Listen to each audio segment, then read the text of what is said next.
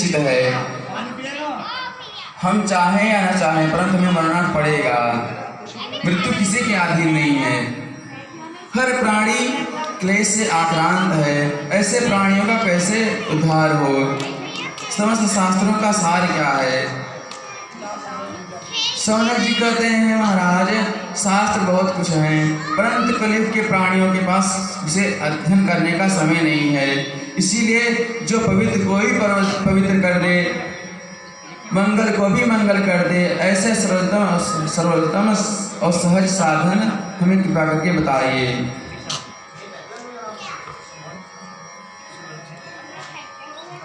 इसका नाम है संसार। संसार मतलब संसरती संसार है।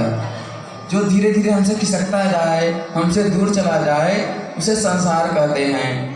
हम चाहते हैं कि ऐसा ही बना रहे, परंतु जब हमारे चाहने पर भी, प्रयास करने पे भी हमसे जब दूर चला जाता है तो हमें बड़ा कष्ट होता है। हाय हाय, हम उनसे बिछड़ गए, अब कैसे मिल पाएंगे।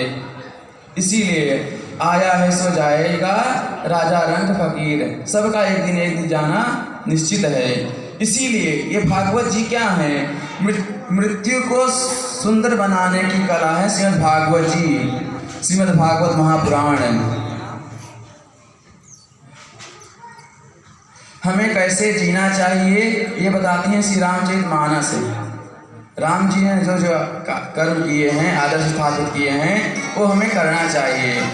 क्या नहीं करना चाहिए ये बताता है क्या? महाभारत। और हमें कैसे मरना चाहिए ये बताती हैं श्रीमद् भागवत जी।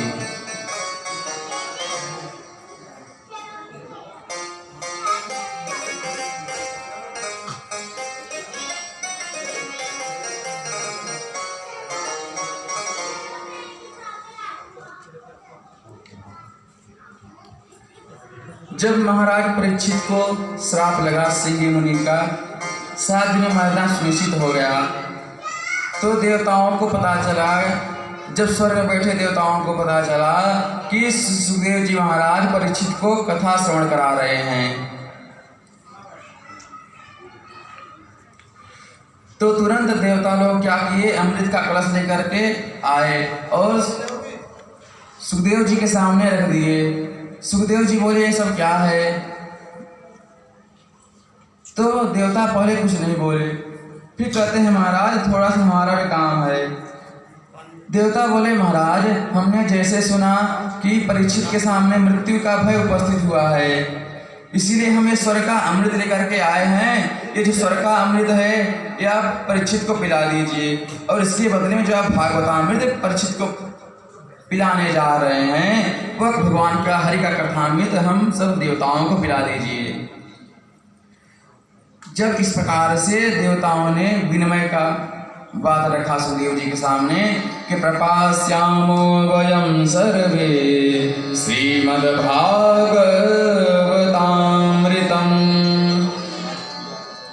इस बात को सुनकर के सुखदेव जी महाराज को बड़ा आश्चर्य हुआ और उन्होंने विचार किया, आखिर में देवता लोग इतने परमार्थी कब से हो गए? क्योंकि संसार में आए दिन लोग मरते रहते हैं, और यहाँ पर ये बात बड़ा विचित्र दिखाई दे रहा है घटना कि न हमने बुलाया न परीक्षित ने बुलाया। अगर हम बुलाए होते और वो आते तब तो सही था, बिना बुलाए ही आ गए, और इतना ही नहीं अपना स्वर्ग का अमृत देने को तैयार हैं। तुरंत उन्होंने विचार किया, अगर स्वर्ग का अमृत इतना दुर्लभ है तो घर का कथामृत कितना श्रेष्ठ होगा। और जब इस प्रकार से विनिमय की, तो भगाते थोड़ी, केवल यहाँ मृत्यु लोक के प्राणियों के लिए सुलभ है। परंतु देवता लोग सोचे थे, अरे हम देवता हैं, और अगर हम मनुष्य के बीच में बैठकर कथा श्रवण करेंगे तो हमें उनमें अंतर क्या रह जाएगा? इतने अहंकारी होते हैं देवता। ये देवता मनुष्य के बीच बैठना अपना अपमान मानते हैं, पर धन्य है हमारे महादेव भोलेनाथ जो कि कौवों, यहाँ पर वर्णन करते हैं कि अभक्तांस विज्ञाय न ददौ स कथामृतम्, श्रीमद्भागवती वार्ता सुराणामपि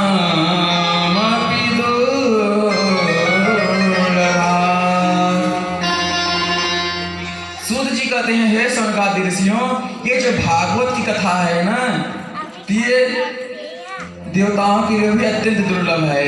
बताओ, अमृत का कलश लेकर के आए और भगा दिए गए, परंतु अन्य है मानव, जो कि हम मानवों के लिए सुलभ हो सकती है, परंतु इस कथा से हम लोग वंचित हैं।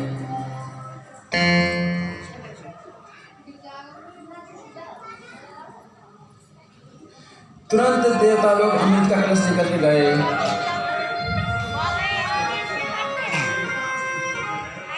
यहाँ पर सूत जी कहते हैं, ऋषियों, ये जो भागवत के जो उत्तम श्रोता और वक्ता है ना, तो कौन है? उत्तम वक्ता है श्री सुखदेव जी महाराज और उत्तम श्रोता है परीक्षित जी महाराज। और भागवत के उत्तम वक्ता और श्रोता दोनों को ही माँ के घर में भगवान का साक्षात्कार प्राप्त हुआ है। श्री सुखदेव जी की महाराज के जन्म के बारे में आप श्रवण करेंगे आगे प्रसंगों में कि सुखदेव जी महाराज माँ के घर में 12 साल तक रहे। पिताजी कहते हैं, बेटा बाहर आओ, बाहर आओ।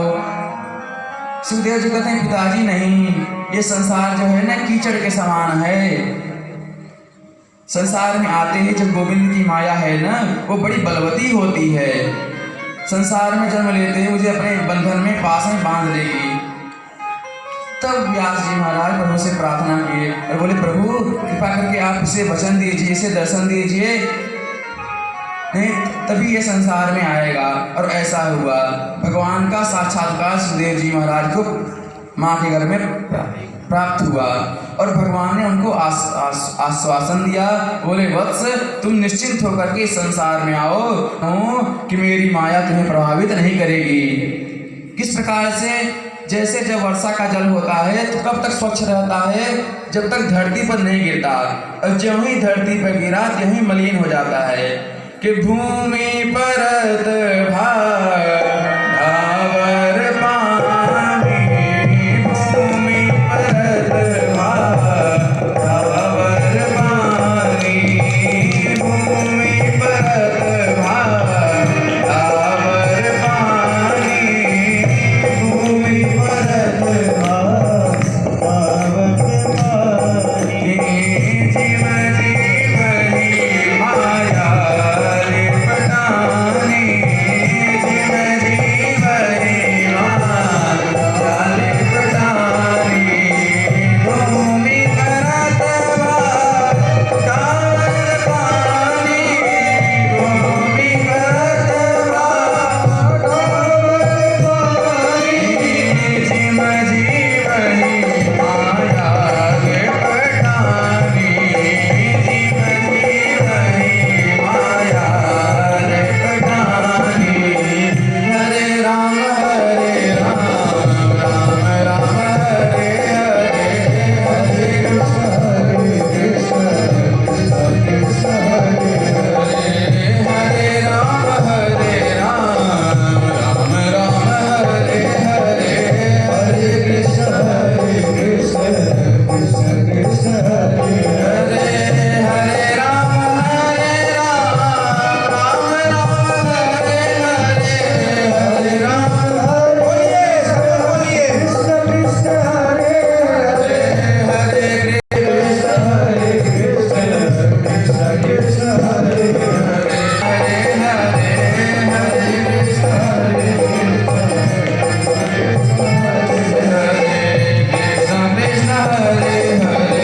कृष्ण कृष्ण हरे हरे,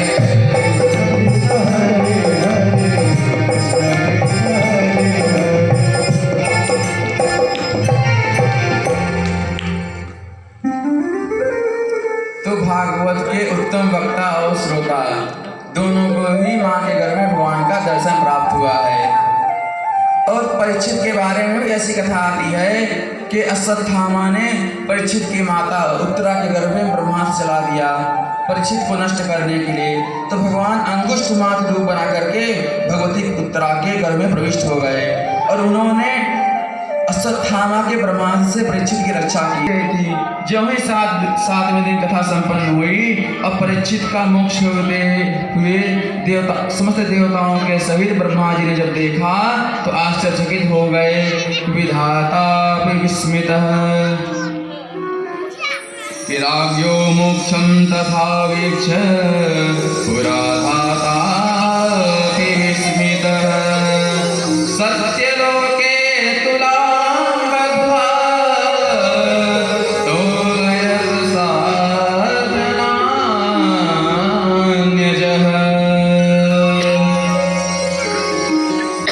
तुरंत ब्रह्मा जी ने एक तराजू मंगाए सत्यलोक में, और तराजू के एक पड़े में श्रीमद् भागवत महापुराण संहिता को रख दिए, और तराजू के दूसरे पड़ने पर अनेकानेक धर्मशास्त्रों को रखते चले गए।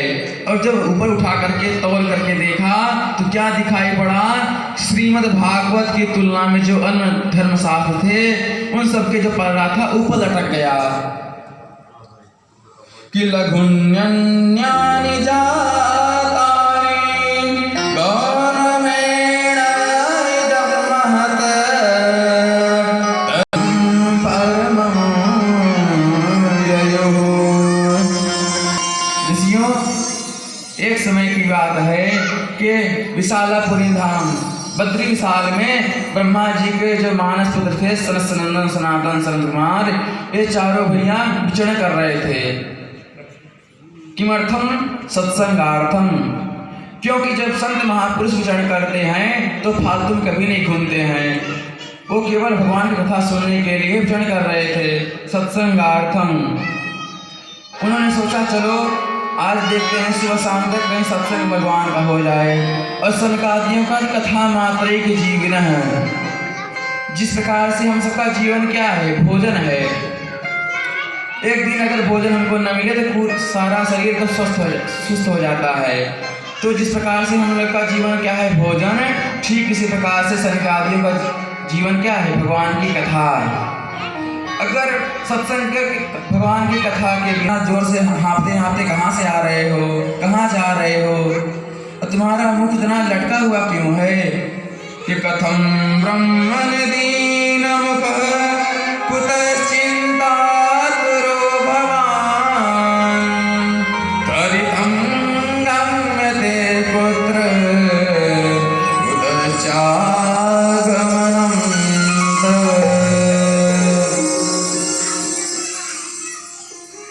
तो नारद जी तुम्हारा मुंह इस प्रकार से लटका हुआ क्यों है? अरे तुम तो ऐसे वितराग संत हो कि जो कि अपने लिए एक झोपड़ी भी नहीं बनाई। क्योंकि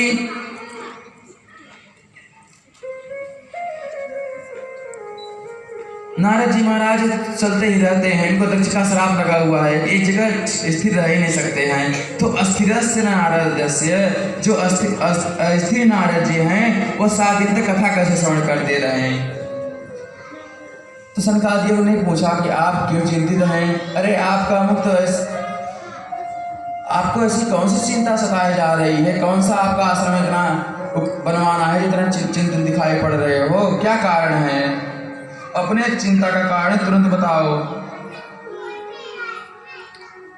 तब नारद जी अपने चारों अग्रजों को प्रणाम करते हैं और कहते हैं भैया मैं एक दिन निकला सत्संग की इच्छा के लिए, तो सत्संग कहीं मिला ही नहीं।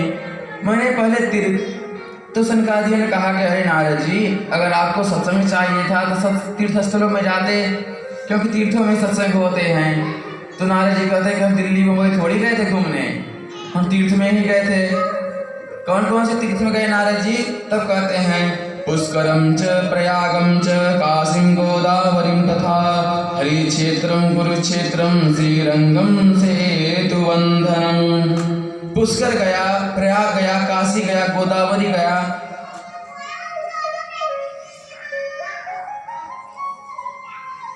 परंतु कहीं भी मुझे सत्संग नहीं मिला। तो हमने सोचा चलो अब संतों को तीर्थ देख लिए, संतों को ढूंढते हैं, शायद संतों के यहाँ सत्संग मिले। परंतु संतों के यहाँ और विडंबना है। क्या है कि आजकल जो संत जितना ही वैभवशाली है उसको इतना ही संपन्न त्यागी माना जाता है। जो त्यागी संत होते हैं उनके बड़े बड़े बगले देखे हुए हैं, और जो